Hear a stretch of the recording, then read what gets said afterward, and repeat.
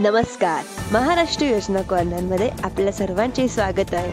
आजच्या आपल्या व्हिडिओच्या माध्यमातून आपण बघणार आहोत की पीक विमा बद्दल एक अत्यंत महत्त्वाची अपडेट तुमच्यासाठी घेऊन आलेली आहे। ती म्हणजे 25% अग्रिम विमा 2024 च्या वाढवतात शेतकरी बंधूंना सप्टेंबर आणि ऑक्टोबर महिन्यामध्ये त्या ठिकाणी मराठवाडा विदर्भ झालं। त्यामधील जे काही जिल्हे असतील त्यामध्ये भरपूर प्रमाणामध्ये अतिवृष्टी झाली होती आणि या अतिवृष्टीमुळे पिकांचे मोठ्या प्रमाणामध्ये त्या ठिकाणी नुकसान झाले होते। मग त्यामध्ये लातूर असेल, नांदेड असेल, परभणी असेल, यवतमाळ असेल, हिंगोली असेल, जालना, त्यानंतर आशिव असेल, भाग असेल, तर यामध्ये मोठ्या प्रमाणात त्या ठिकाणी अतिवृष्टी झालेली होती।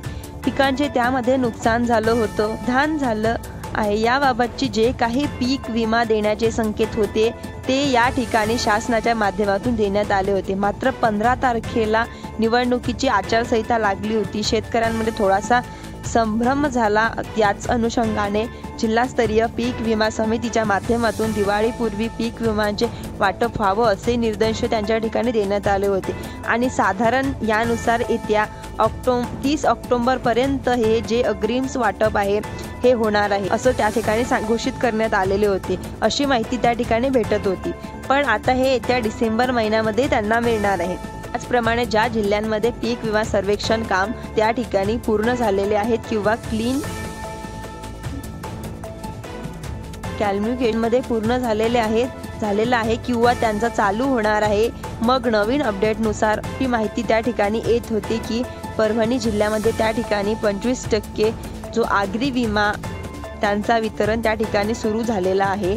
काही शेतकऱ्यांना त्यांच्या खात्यावरती हे पैसे जमा झालेले आहेत, हे मेसेज सुद्धा त्यांना आलेले आहेत। याचप्रमाणे वितरण त्या ठिकाणी सुरू होणार आहे। आमच्या जिल्ह्यामधलं जे काही वितरण आहे ते कधी होणार आहे ते कल असतं, यामुळे तुम्ही काळजी करायची गरज नाही। तुम्हाला पण ते पीक विमा तुमच्या खात्यावरती हा लवकरात लवकर ठिकाणी जमा होणार आहे आणि तशी तरतूद देखील करण्यात आलेली आहे। शेतकऱ्यांच्या माध्यमातून वैयक्तिक त्या ठिकाणी करण्यात आलेले होते।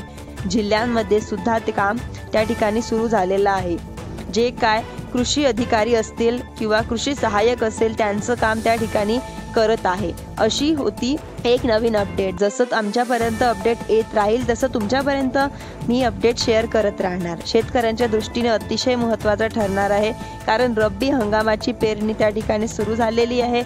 हा जो शेती खर्च आहे, शेती तरतूद शेतकऱ्यांना त्या ठिकाणी पैशांमधून थोडीफार करता येत आहे। माहिती तर उपयुक्त वाटली असेल तर माझ्या व्हिडिओला लाईक शेअर नक्की करा आणि ज्यांच्या जिल्ह्यावाईज तुम्हाला यांचे पैसे मिळणार आहे, जिल्ह्याचं वेगवेगळे पैसे त्यांच्या खात्यावरती जमा होणार आहेत। तर अशाच नवीन माहितीसाठी माझ्या चॅनलला लाईक, सबस्क्राईब, शेअर करायला विसरू नका। धन्यवाद।